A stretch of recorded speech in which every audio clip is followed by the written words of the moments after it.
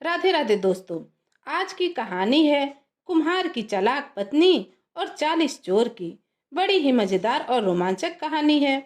किसी गांव में एक कुम्हार रहता था। उसका नाम था मंगल।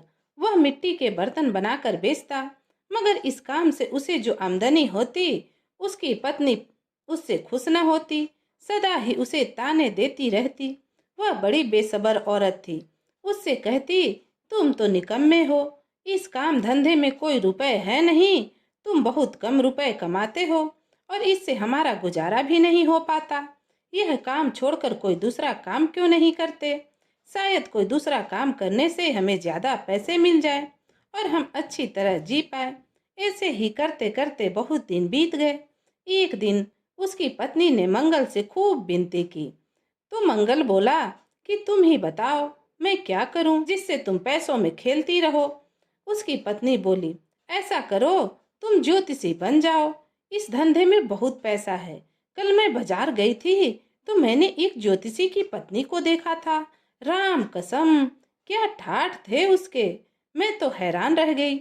आगे पीछे दो दो नौकर कपड़े ऐसे पहने थे कि मैं सपने में सोच भी नहीं सकती। उसने कपड़ों की दुकान से 10,000 की साड़ी खरीदी और मुझे तो 100 रुपए की चप्पल भी नसीब न होती। मेरी मानो तो तुम ज्योतिषी बन जाओ। मंगल बोला, अरे पगली, जानती भी हो ज्योतिषी का मतलब क्या होता है? इसका तो मुझे जय भी नहीं आता। मैं ज्योतिषी कैसे बन जाऊं? उसकी पत्नी बोली, अगर वह आदमी ज्योतिषी बन सकता है तो तुम क्यों नहीं बन सकते? बस मैंने कह दिया तो कह दिया। कल से तुम चाक पर नहीं बैठोगे और शहर जाकर लोगों का भविष्य बताओगे। मंगल ने उसे खूब समझाया, मगर पारो भी अपनी जिद की पक्की थी और अपनी जिद पर अड़ी रही। आखिर पति को पत्नी के सामने झुकना ही पड़ा। उसकी बात को मानना ही पड़ा। दूसरे दिन मंगल ने धोती कुर्ता पहना, सिर पर साफा रखा और बाजार जाकर एक दुकान के सामने बैठ गया। जो भी वहां से गुजरता, मंगल उसे देखकर कहता, कोई चीज पूछ लो, भविष्य के बारे में पूछ लो। सितारों की चाल बतलाकर हर मुश्किल आसान कर सकता हूँ। आइए आइए, शर्माइए मत। हर समस्या को पहले ही हल कीजिए। बस फिर क्या था, उसके आसपास लोगों की भीड़ इकट्ठी हो गई। तभी एक जौहरी भीड़ को चीरता हुआ उसके पास आया और बोला, मैं जौहरी हूँ। राजा ने अपना ताज पालिश करवाने के लिए मेरे पास भिजवाया था, मगर उसका एक हीरा गुम हो गया है। अगर वह हीरा ना मिला तो मैं तो बेमौत मारा जाऊंगा। मंगल आकाश की ओर देखकर बोला, तुम्हारे सितारे गर्दिश में चल रहे हैं। उसे सही दिशा में लाने के लिए 1 घंटा लगेगा। उसे सही दिशा में लाने के लिए थोड़ा समय तो लगना ही चाहिए। अब तुम थोड़ी देर के लिए जाओ और 1 घंटे बाद वापस आ जाना। यह कहकर मंगल ने उसे भेज तो दिया, लेकिन अब दिल ही दिल में वह बड़ा घबरा रहा था। उसने मन ही मन सोचा, मुझे हीरे के चोर का पता नहीं तो मैं कैसे उसे हीरे का पता बताऊंगा? मैं चोर का पता कैसे लगाऊंगा? मेरे तो देवताओं को भी नहीं मालूम कि चोर कौन है और हीरा कहाँ है। उसने एक ठंडी सांस भरी और माथे पर हाथ रखकर अपनी पत्नी का नाम लेकर बोला, अरे तुमने मुझे किस मुसीबत में फंसा दिया। संयोगवश भीड़ में उस जौहरी की पत्नी भी थी, जो कि अपने पति के हीरे को चुराई थी और उसके पीछे पीछे आई थी कि उसका पति हीरे की तलाश में कहाँ कहाँ जाता है और किससे क्या पूछता है। अब सोने पर सुहागा यह हुआ कि जौहरी की पत्नी का नाम, कुम्हार की पत्नी का नाम, दोनों का नाम एक ही था। अब जौहरी की पत्नी अपना नाम सुनकर सोची कि इस ज्योतिषी को पता चल गया कि हीरा मैंने चुराया। वह थर थर कांपती हुई आगे बढ़ी और उसके सामने हाथ जोड़कर बोली, मुझे माफ कर दीजिए, मैं उस जौहरी की पत्नी हूँ और मैंने हीरा चुराने की नीयत से नहीं लिया था। मैं तो बस उसे देखना चाहती थी, मगर अब समझ न आता कि कैसे उसे वापस करूं। कुम्हार ने कहा, तुमने अपनी गलती मान ली, भगवान तुम्हें माफ जरूर करेंगे। अब तुम जल्दी से घर जाओ और हीरा अपने पति की कमीज की जेब में डाल दो। 1-2 घंटे बाद जौहरी कुम्हार के पास आया तो कुम्हार बोला, मैंने तुम्हारे उल्टे सितारे सीधे कर दिए हैं। अब तुम घर जाओ, हीरा तुम्हारे कमीज की जेब में है, तुम्हें मिल जाएगा। जौहरी भागा भागा घर पहुंचा और कमीज की जेब को टटोला तो हीरा जेब में मिला। वह खुशी से फूला न समाया। तिजोरी से बहुत से रुपए निकाले और कुम्हार के पास पहुंच गया। उसको जाकर बोला, आप तो बहुत ही पहुंचे हुए ज्योतिषी हो। हीरा मेरे कमीज की जेब में ही था। 1000 रुपए जौहरी कुम्हार को देकर बोला, यह लो मेरी तरफ से कुछ रुपए, जो मैं खुश होकर आपको देना चाहता हूँ।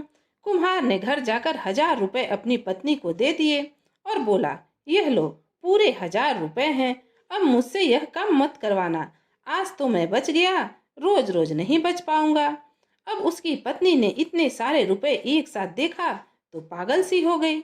उसने कुम्हार की बात को तो अनसुना कर दिया और रुपयों की गिनती करने लगी।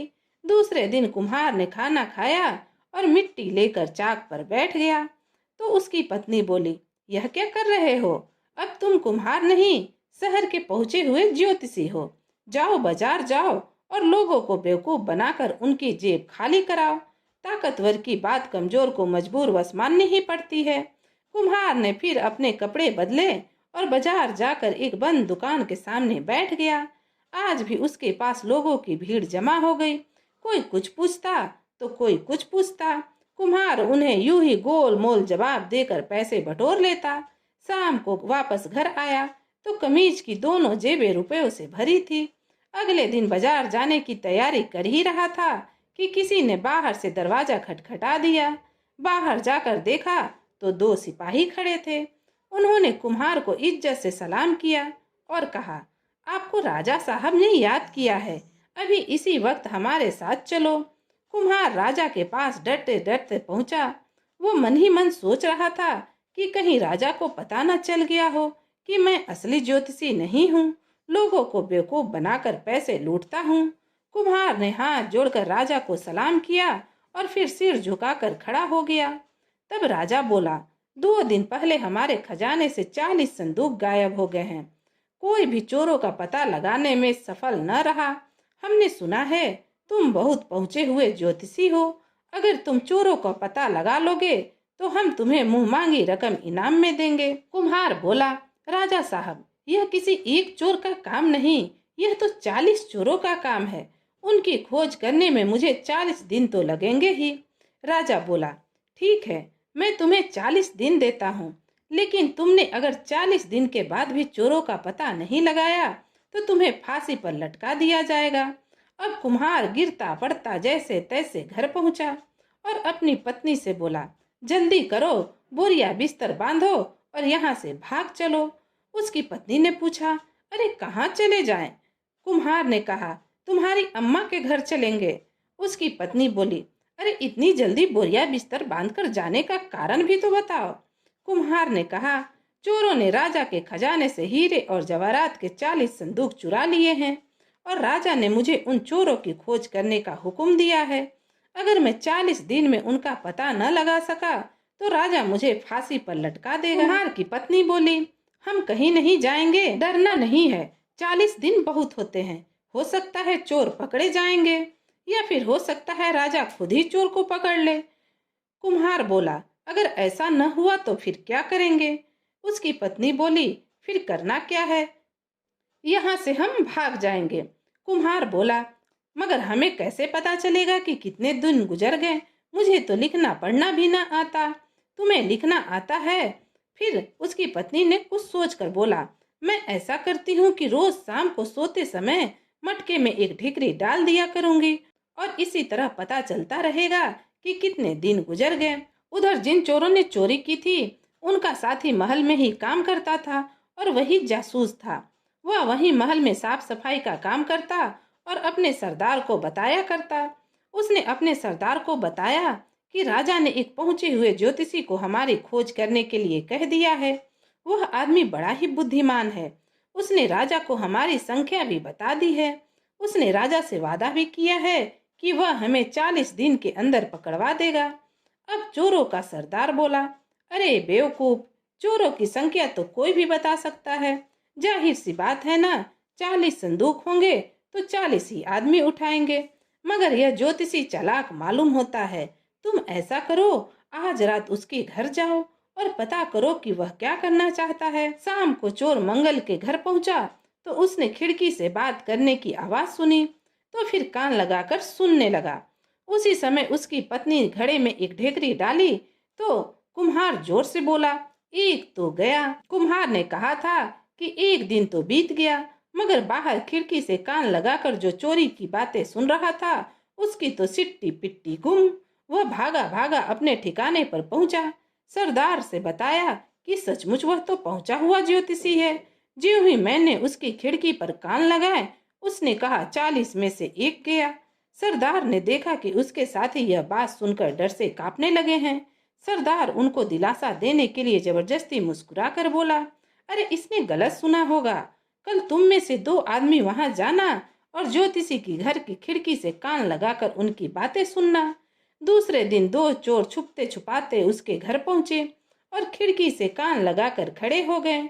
उस समय उसकी पत्नी दूसरी ढेकरी मटके में डाली तो कुम्हार जोर से बोला, अब 38 रह गए। दोनों चोर तो सर पर पैर रखकर वहां से भागे। उन्होंने सरदार को बताया कि यह ज्योतिषी सच में ही सब कुछ जानता है।